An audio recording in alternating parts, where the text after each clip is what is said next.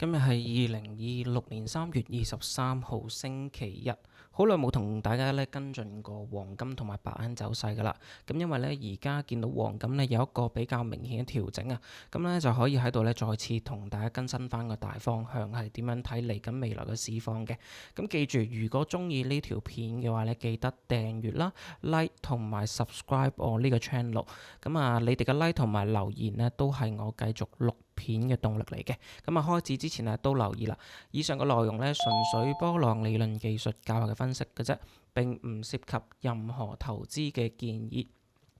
咁喺度跟進翻先，對上一次同大家跟進黃金就係喺2026年嘅2月16號。睇翻當其時嘅影片我就同大家講黃金即將會面臨一個大四浪嘅調整。咁當其時係完全冇估計到一個嘅戰爭會令到或者會成為今次呢一個主要嘅下跌浪嘅成因嘅，係啦。但係其實如果你 backtest 翻成個浪嚟講都係十分之跟波浪理論嘅條件嘅。當其時我哋嘅分析就係話，大概係5100蚊至到5200蚊嘅位置係一個好明顯嘅阻力位。並且其實當其時判斷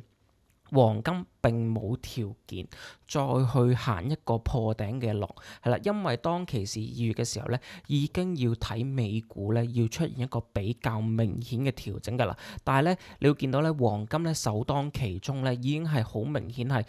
大方向已經確認咗呢一個四浪已經成立咗啦。重複一次成組浪用緊周線圖嘅級別嘅大方向1、2、3、4、5橙色圓圈數字呢一個四浪已經成效咗噶啦。因為我哋見到技術分析睇到呢一個四浪用黃金比率去到睇咁你見到佢已經觸及咗呢一個四浪最基本嘅目標價噶啦。咁如果你要用技術分析睇，就係四浪嘅調整啦。如果要用基本面睇嘅話而家事後我哋就可以用翻呢個四浪。原來呢個調整就係因為配合翻而家伊朗嘅戰爭令到市場上面提早 price 先定有呢個加息嘅可能性啦，或者減息嘅次數係今年嚟講係不能夠減息嘅，令到油價上升啦。美元強啦，反向就代表黃金會走一個咁樣嘅下跌浪嘅。咁其實呢個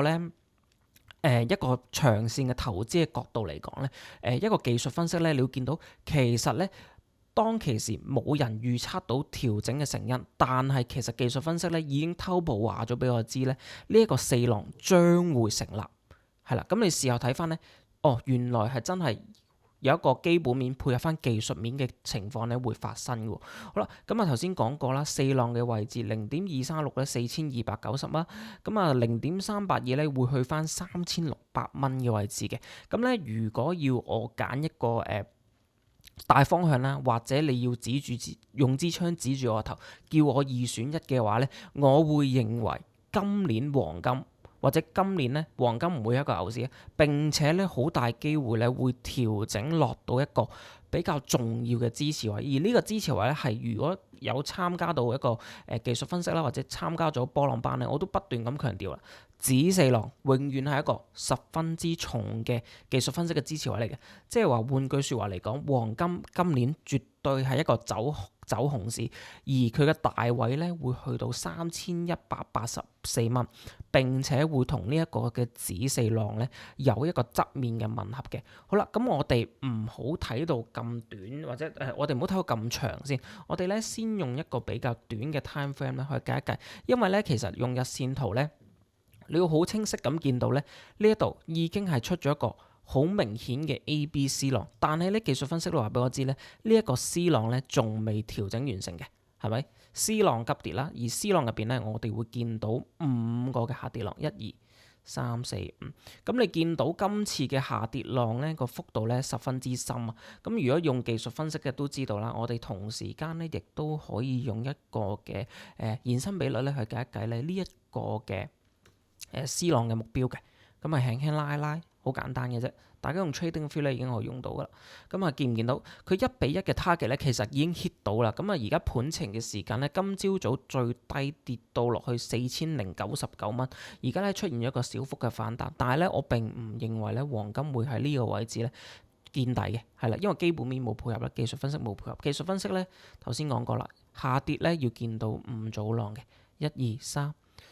4浪咧而家回調有咁嘅可能性啊，5浪咧會繼續下跌嘅。好啦，如果呢個 A、B、C 浪咧下跌咗之後咧，我並唔認為黃金咧2026咧會有一個比較明顯嘅反彈，除非一個基本面改變，即係話咩咧？如果戰爭係有機會停咗啊，即係完全暫停，並唔係話佢要拖延個戰爭嚟打，咁我先會令到個市場咧有機會咧提早 price 先定咧美元咧會有機會走弱。如果唔係咧，我認為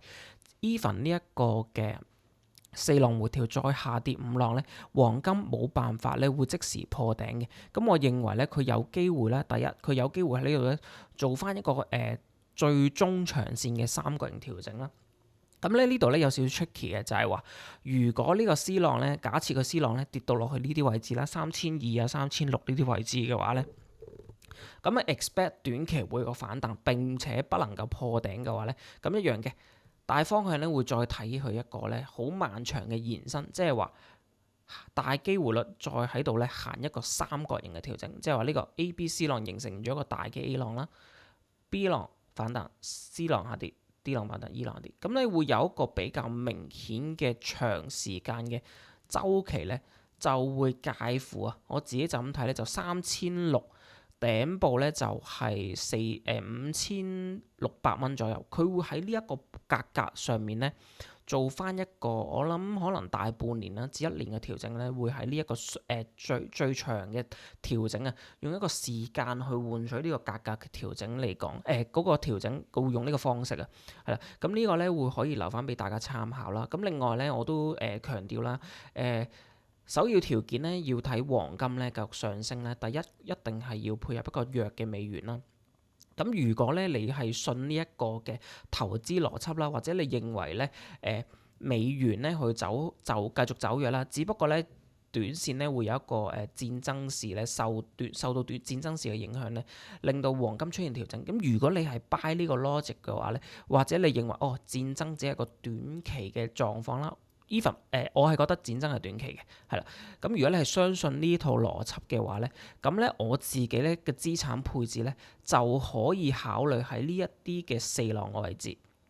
係啦。如果係長線嚟講，長線嘅意思可能係5至10年啦。咁你如果用個長線嘅邏輯嚟講，你相信，記住你相信或者你了解呢個資產背後上升嘅原因，或者你信呢個技術分析嘅話咧，咁咧我個人嚟講咧就有機會咧，譬如落翻嚟3600啊，或者真係落到3100嘅位置咧，去配置翻自己資產入邊咧，真係買一啲實金擺入去。或者做一個長線10年嘅投資，係啦。咁黃金大方向咧，我自己係會睇到最少1萬蚊嘅，係啦。不過呢一個咧有機會要用到嚟緊5年嘅時間咧，先會有機會上去。咁呢個咧留翻俾大家做個參考。咁啊，白銀方面一樣啦，詳細嘅調整浪咧唔再重複啦。不過咧同樣嘅呢一個咧係一個好明顯嘅4浪下跌息 set 調整啦，係啦。咁輕輕做翻個簡單嘅黃金比率。係啦，咁啦留意翻咧，其實佢0點呢個位置咧已經到咗，但係留意，因為佢呢一個3浪咧係我哋叫做 parabolic move，咁因為呢個3浪咧好長得，所以咧如果你要再俾一個 buffer 位佢嘅話咧，並且佢要符合波浪理論嘅話咧，就要攞翻呢個1浪頂做翻一個短期嘅支持，即係話佢唔可以再下試34蚊啦。所以換句説話嚟講咧，你呢個4浪咧要再俾少少 buffer 佢。buffer 位佢就係話，佢如果唔跌穿34個8毫半，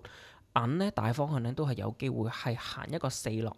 去5浪。咁啊短線支持位咧就會介乎，我估啦就咁睇咧35至到58蚊咧係一個短線咧白銀咧要喺呢度咧企穩或者甚至止跌，就要喺呢個位置度咧揾支持啦。跟住咧呢個4浪去5浪講過啦。調整方法有好多，可能三角形調整，用時間咧去拉長翻成個嘅調整嘅 time frame 嘅，係啦。咁咧今日嘅白銀同埋黃金嘅分享咧就去到呢度啦。咁留意翻咧純粹技術分析嘅啫，並唔涉及任何嘅投資建議。喺到最後咧，記得幫我撳個 like、訂閱、subscribe 我呢個 channel。另外咧，如果大家真係對炒金炒銀有興趣嘅話咧，歡迎喺 description 欄咧有一個開戶連結嘅，記得輸入優惠碼同埋入金1000蚊咧，到時候咧可以喺 Discord 群度聯絡啦，咁我就會將你加入去到呢個咧黃金同埋白銀嘅技術分析嘅交流群噶啦。好，今日嘅分析去到呢度。